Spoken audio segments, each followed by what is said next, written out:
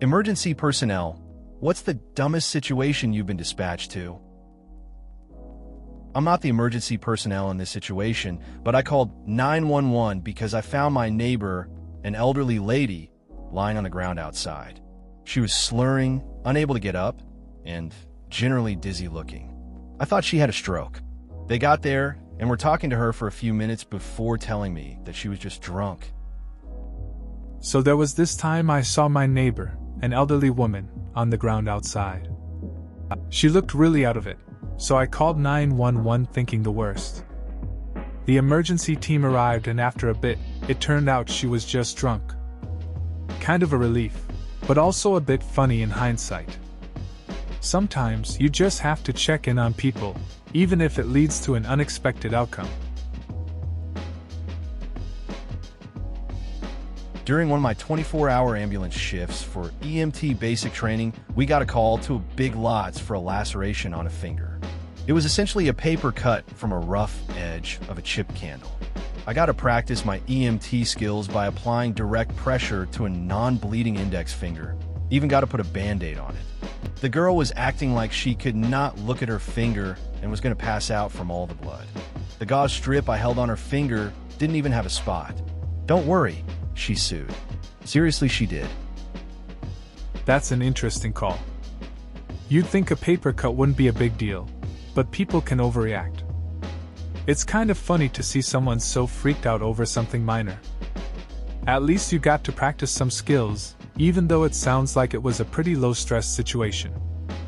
Suing over that, though, that's a whole other story.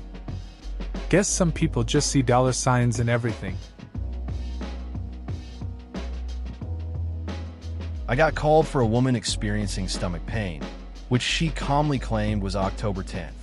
Must have been quite the trooper since her husband drove her 30 minutes across the county, past the hospital and 2 urgent care centers, to let her mom look at it before calling the wee-woo. For someone who had been having unprotected sex for 7 months, she sure was confident she wasn't pregnant. The nurse who had to explain to her the way these things work was right on the corner of amused and pissed. Seems like a typical case of ignoring the obvious. It's wild how people can be in so much pain yet choose to wait. And taking the long route to get help just adds to the confusion. The nurse's reaction makes sense too. When you work in healthcare, you see some strange decisions. It's a reminder that sometimes people don't connect the dots until it's too late. Dispatched to a child with seizures who had a history of epilepsy.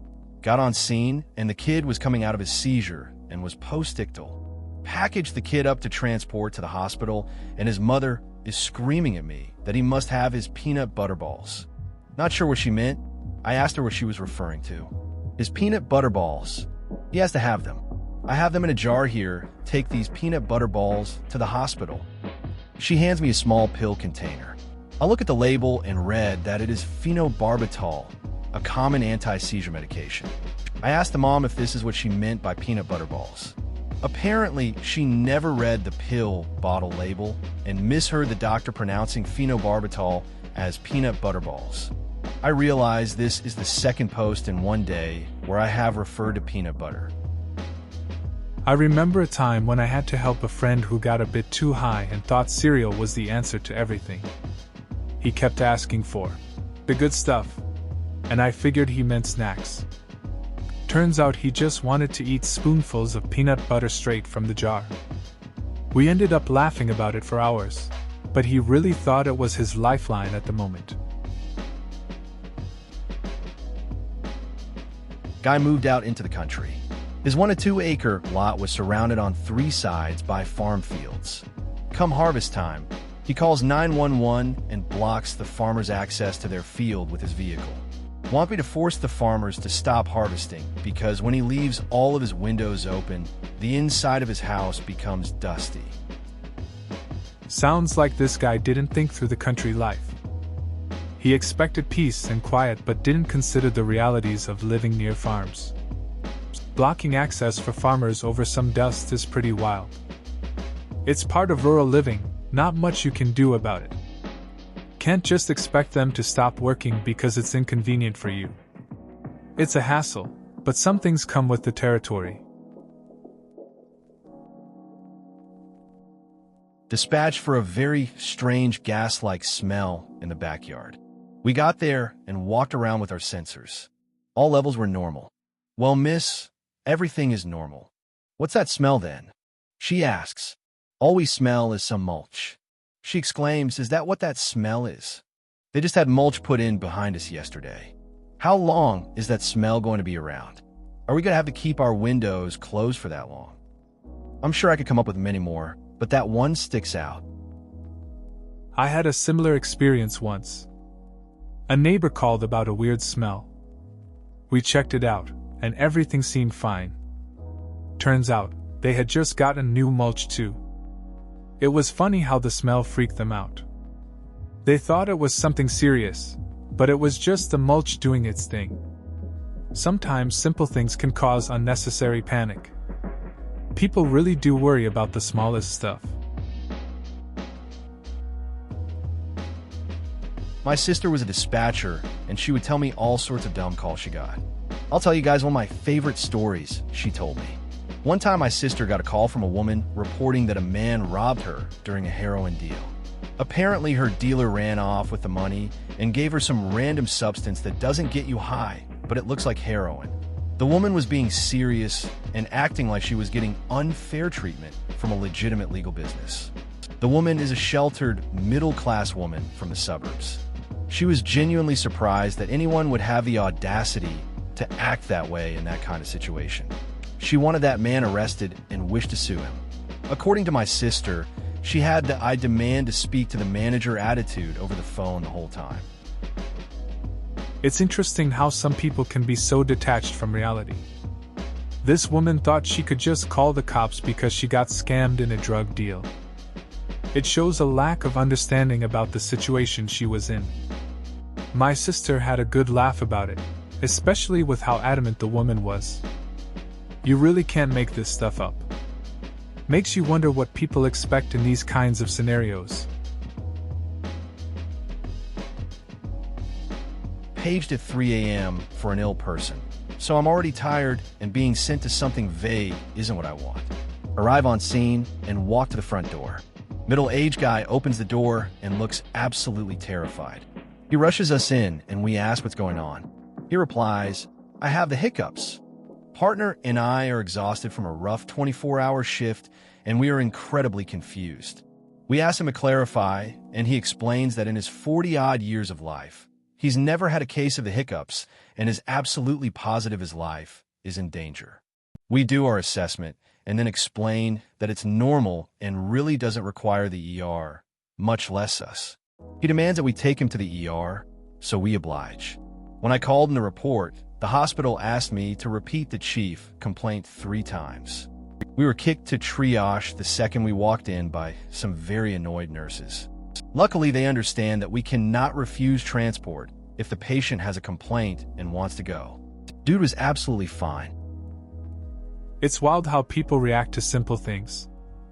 I had a friend who panicked over a small cut on his finger once. You'd think it was a war wound the way he carried on. We ended up at the clinic for something that needed a band-aid. The doctor just rolled his eyes but treated him anyway. It's funny how our minds can blow things out of proportion, especially when we're tired or stressed. Not a paramedic, but work in healthcare, and they train us in emergency care at university. Guy told us on a training day that they were dispatched to a house after a woman called in hysterics, claiming her baby had been raped. Turned out her pet dog was mating with a neighbor's dog in the back garden, and she got upset when she saw it. That's a wild story. It's crazy how easily things can escalate in people's minds. I've had moments where I've misinterpreted situations too. Sometimes, it's just about taking a step back to get the full picture. People can really react strongly when they're emotional, even when the situation isn't what it seems. It's good that the training prepares you for unexpected calls like that. You never know what you'll encounter. My ride-along during EMT school had to have a certain number of hours spent working with a rescue squad. On a slow night, our third call was of a shooting that, at the time, had the victim in critical condition. We responded and come to find out, the victim put on a bulletproof vest and told his GF to shoot him. Well, she did and missed the vest completely. Poor guy died later at the hospital. No alcohol involved either. That sounds rough. It's wild how some people take risks like that. You'd think a bulletproof vest would mean a safer situation, but it ended tragically. It's sad when people make choices that lead to such serious consequences, especially when there was no substance involved. Just a tough reminder of how different life can be in those moments. Dispatched to illness for a 90-some-odd-year-old woman. She stated that she had eaten 2 bites off leftovers and then realized they were leftovers and wanted us to induce vomiting. We are a BLS unit. We don't do that, which we explained, and her pissed-off daughter freaks out and is yelling at the mother about how she made the EMTs come all the way out here, and now she's going to go with us to the hospital to get her stomach pumped at the hospital. We stop her right there. Adan explained that the hospital isn't going to perform a painful and unnecessary procedure over eating leftovers. It ended up being a refusal, and we didn't take her to the hospital. Also in my city, units were dispatched to reports of a body in a dumpster in the wee hours of the morning. Upon arrival, they discovered that the body was actually a Justin Bieber standee. It's wild how some situations play out. That elderly woman really thought she was in some kind of emergency over leftovers. The daughter was way too dramatic, yelling instead of listening. It's just food. And the standee mix-up? That's just funny. Imagine rolling up thinking you've got a serious scene, only to find a cardboard cutout. Just another day in the job, I guess. Sometimes it's just about keeping a straight face. So I work for an EMS crew at a major university. There's one event that happens every spring where the undergrads get absolutely shithoused. I've never consumed more alcohol in a 24-hour period than as a student during one of these spring flings. We got dispatched for a naked drunk kid, which wasn't dumb by itself. No, what was dumb was that by the time we arrived, the kid had run off. Then we head back to base, and every 20 minutes or so, we get that call for the same kid in a different location. This goes on for a few hours, and if you plot the locations we were called to, you could see him inching towards campus. We finally found him passed out in the freshman dorms. He made it home. Hooray. That sounds like a classic college experience. I remember a night when we got called to a party, and it was just a mess. People everywhere, music blasting, and one guy ended up in a tree, thinking he was a squirrel. It took us a while to get him down. It was chaotic, but you just can't help but shake your head and laugh at the wild things people do when they're drinking. My dad is a firefighter. He has a regular who calls 911 because they get stuck on the toilet. No, they didn't fall in or get their intestines ripped out by flushing. They are so large that they lose feeling in their legs that they cannot get off of the toilet. He knows the guy by name now, and my dad says he's a pretty nice guy. He just needs to not sit on the toilet for so long. That's a unique situation. It's interesting how those kinds of calls happen. I guess some people just don't realize when to take a break. Your dad probably has some wild stories from work, but this one stands out. It's nice to hear he gets along with the guy too. I wonder if he ever gives him tips on avoiding the long sit. Just a matter of balance, I guess. Several years ago, when I was a paramedic for a volunteer fire department, we were dispatched for a possible heart attack. Arriving upon the scene, we grabbed all of our equipment and started to run towards the house. We were stopped by the house's owner, who was screaming, "She dead. She no move," and pointed toward his car. He had called 911 because his car's battery was dead. That's a classic case of miscommunication. It's easy to see how panic can escalate things. The owner thought he was in a life or death situation, but was just dealing with a dead battery. We had to calm him down and explain it wasn't what he thought. It's moments like these that remind you to check the situation before jumping to conclusions. You never know what you'll find out there. ER nurse here. Had a call for a patient who came in by ambulance for a flare of restless legs. Not even the stupidest call I've seen, but the most infuriating thing about it was they called themselves rescue to their house in the middle of one of our crazy New England blizzards. The kind where we had literally 3 feet of snow and a state of emergency with driving bans and essential personnel mandated to make sure there were people to provide patient care. I brought a crock-pot meal and packed a bag, so didn't really care. I got paid OT and had electricity, so it was pretty okay as far as I was concerned. But these poor EMS medics risked their lives every minute they were on the road to transport a patient with restless legs.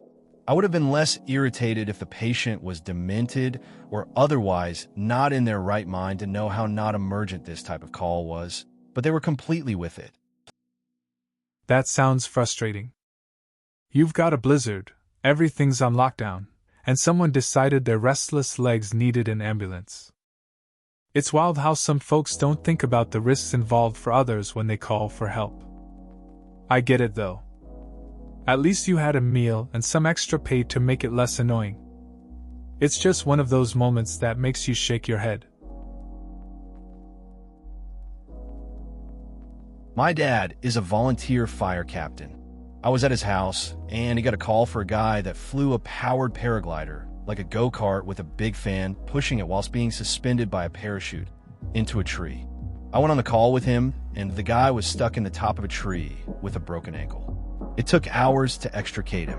For bonus points, the tree was in the yard of a trailer house with some very hillbilly people, so there was a constant circus of guys in wife beaters and women in muumuus yelling at each other. That sounds like quite a scene. Imagine the chaos of trying to save someone while all that drama is happening. The combination of a stuck paraglider and the crowd must have been wild. I get the feeling your dad handled it well though. It's not every day you see a rescue like that, especially with the backdrop of a lively neighborhood. Definitely a day to remember, just for the people around. Not EMT, but work in emergency. Lots of stories, but one woman was waiting in the waiting room for a couple of hours after self-presenting. She started getting shitty with the wait, so went outside onto the street and called an ambulance. They came and brought her back inside, but through the ambulance bay and wanted to be triaged again. Her initial triage was logged as did not wait, and the re-triaged with a new time, but the same category and then sent out to the waiting room. Her thinking was that if she came in by ambulance, then she would get a bed straight away. Nope, she just had been put to the bottom of the list again. I've seen a few wild situations like that. This one woman thought calling an ambulance would save her time, but it backfired. She ended up waiting even longer. It's kind of funny how people think they can game the system, but it doesn't always work out. Just shows that patience is key in places like that, even when it's tough. Sometimes, it's just about waiting your turn. Once during my EMT clinicals, a woman came in who had been found unresponsive in her car. She became alert in the ambulance on the way over to the hospital, and when the nurse was doing an assessment, the woman stated she had an allergy to ibuprofen. When asked if she had taken any medication recently, she said she had taken about 6 ibuprofen because she wasn't feeling well, and it didn't do anything to me the last 2 times I took it. I got to see what happens when you push up epinephrine. I got to see it all over my shoes. That sounds like quite an intense experience. It's interesting how quickly things can change in the medical field. Watching the effects of medication, especially in emergencies, really drives home the importance of proper assessments. It's a reminder that sometimes what people think is a solution can turn into something serious, especially with allergies involved. You definitely got first-hand insight into the unpredictability of medicine. Got a 911 call for an elderly man, PNB, pulseless, not breathing, from his adult daughter. caller stated that they had been having a barbecue at Grandpa's house when Grandpa said he was tired and went inside. Granddaughter found Grandpa unresponsive in his recliner and ran outside screaming. 911 is attempting to coach the daughter through CPR, but she's having none of it. An ambulance rolls out with lights and sirens. Engine rolls out behind, and halfway to the scene we get the call to cancel. Apparently Grandpa was having a nap. Not dead, just a nap. This reminds me of a time when my friend freaked out thinking their dog had run away. They were searching everywhere, calling its name. Turns out the dog was just curled up asleep on the couch the whole time. It's funny how our minds race in emergencies, but sometimes it's just a chill moment. Like in this case, Grandpa was just catching some sleep during the barbecue. Simple stuff.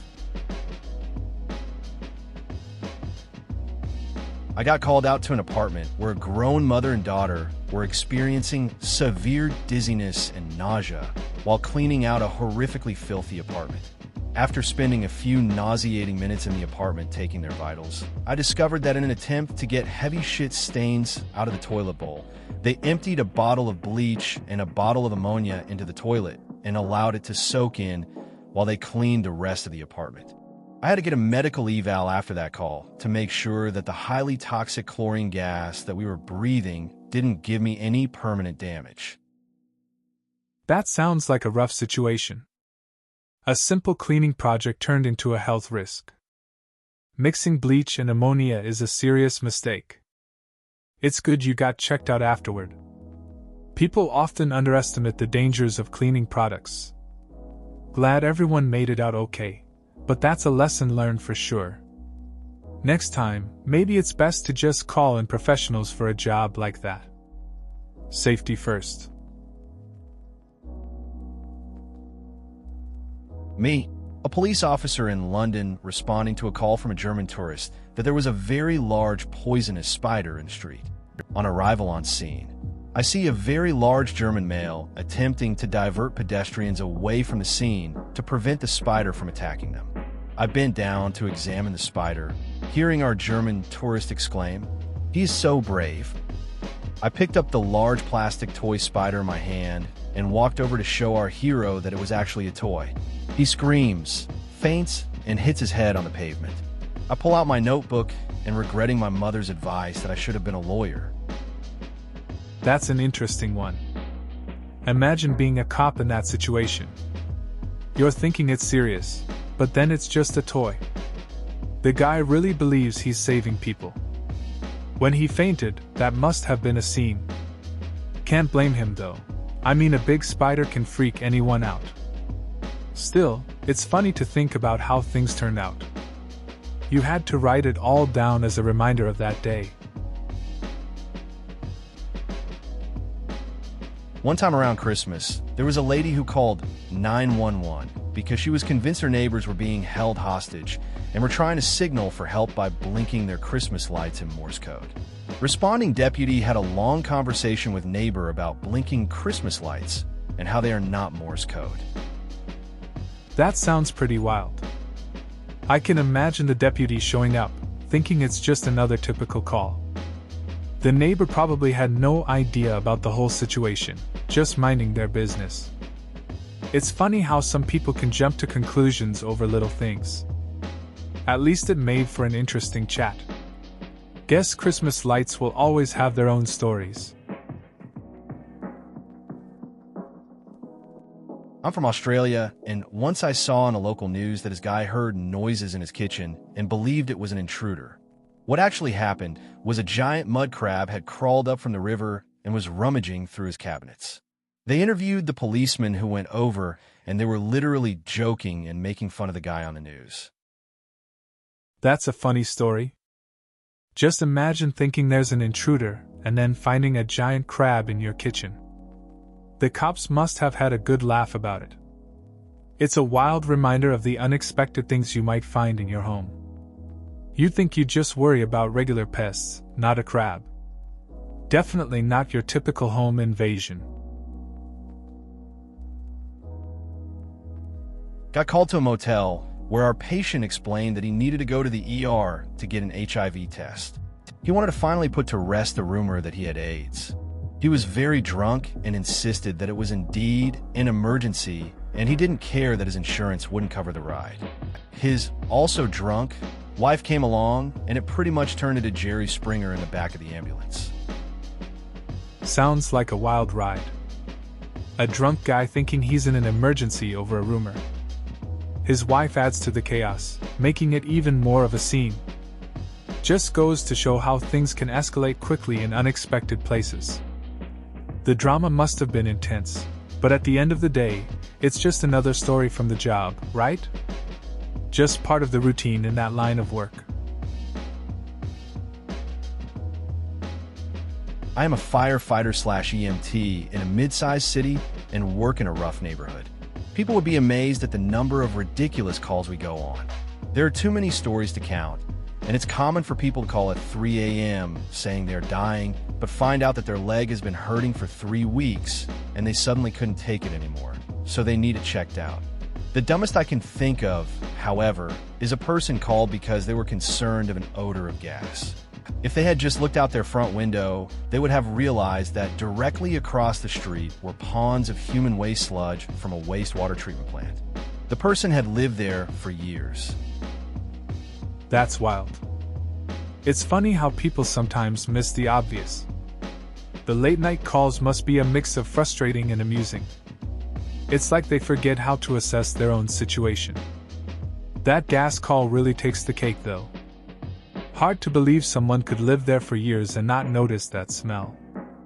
I guess it's a reminder that awareness is key, especially in a job where you always have to stay alert. Some of my best calls/muffins/cinnamon rolls were from the elderly. Little old ladies that lived alone were notorious for calling me to light their pilot lights, shovel their steps, even pick up a pint of cream for their recipe.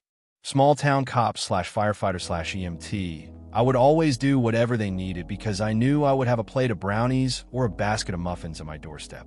I even got a scarf once, but holy shit, I still dream about those brownies.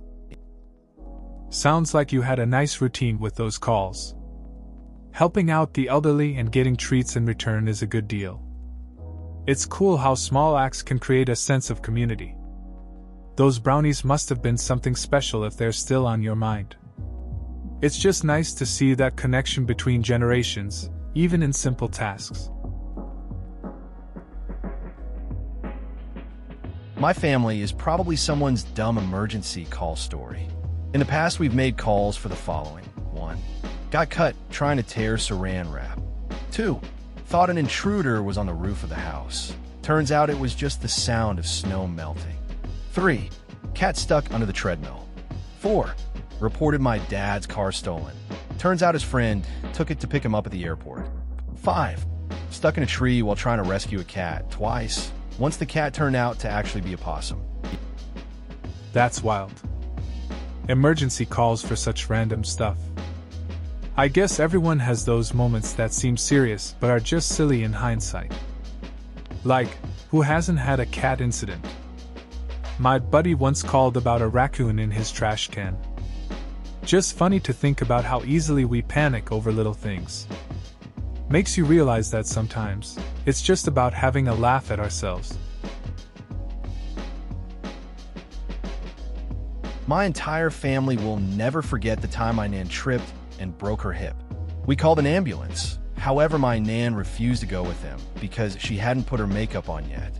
So we sat around chatting to the EMTs in the kitchen while my nan sat at the table putting her face on with a broken hip. For a good 20 minutes. That's a wild story. It's funny how priorities shift in those moments. Your nan really wanted to look her best, even in a tough situation. The EMTs must have gotten quite the experience, chatting while she handled her makeup.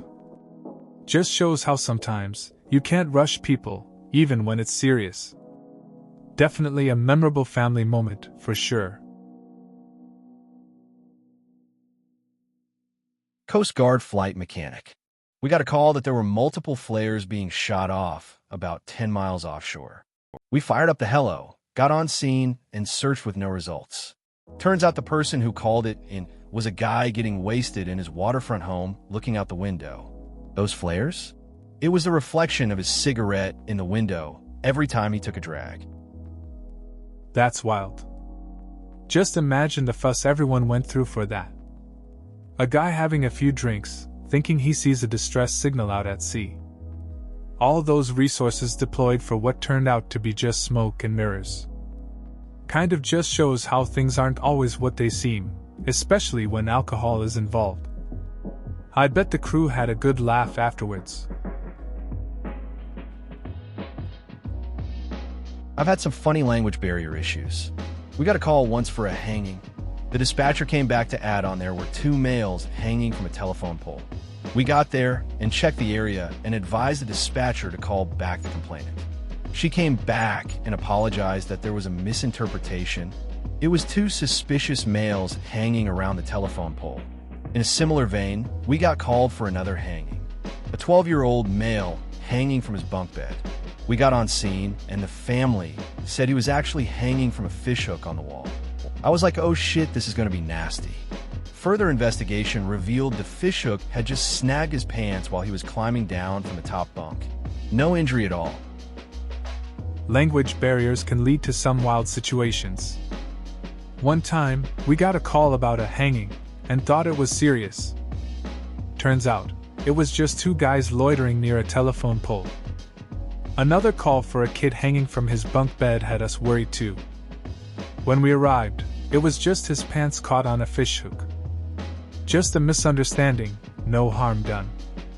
Sometimes, it's just about how things get lost in translation. I nearly became the idiot who calls 911 for something stupid when I worked at a hotel overnight. I glanced at the camera feed to see what was going on around the property, and I saw a dead body at the bottom of the pool. I grabbed the phone and started running toward the pool. I was going to call 911 on the way, but the stupid office phone was again not working. Then I opened the door to the pool and realized that someone had left a huge beach towel in the water and it had sunk to the bottom. That's a wild story. I can see how the panic set in at first. It's crazy what our minds can do in those moments. Just a towel looking like a body. You almost had a full-on emergency on your hands for nothing. Gotta stay calm and check things out before jumping straight into action. At least it turned out to be a false alarm. Better than needing to explain that call to 911. I once called 911 because I thought my neighbor was beating his wife. They pulled into their driveway, went into the house, and then I heard high-pitched screaming and a man yelling "shut up" over and over. My friends and I woke my mom up after I called 911 because we were so freaked out. Turns out, our neighbors have birds who like to scream when people come home. That's kind of a wild story. It's easy to jump to conclusions when you hear loud noises, especially at night. Calling 911 must have felt like the right move at the time. I can imagine the relief when you found out it was just birds. It's funny how things can escalate in our minds. Best to be careful, though. You never know what's really going on next door. Went to a call where a woman had locked herself out of her car with her child inside. We arrived and tried the door handle, and sure enough, it's locked. She shows us the keys and how the battery is dead and won't unlock the car. So we take the keys inserted into the lock and take her kids out. She had apparently no idea that the key had any function other than the ignition. That's a wild situation. You'd think someone would know that the key can unlock the door too. It's a good thing you guys showed up to help. Imagine being in that kind of panic with a kid inside. It seems like a simple mistake, but those moments can be really stressful. Glad everything turned out fine in the end. Please consider subscribing if you enjoyed. Love.